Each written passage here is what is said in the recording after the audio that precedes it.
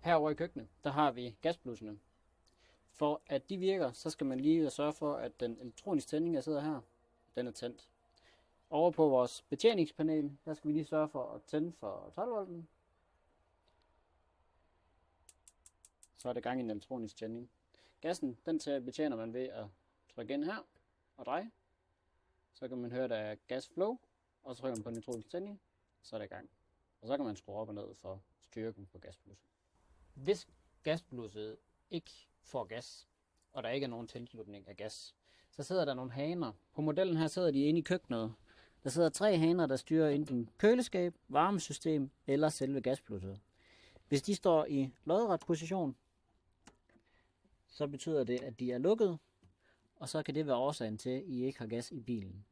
De skal bare drejes over i vandret position, og så er der igen gas gennem strøm.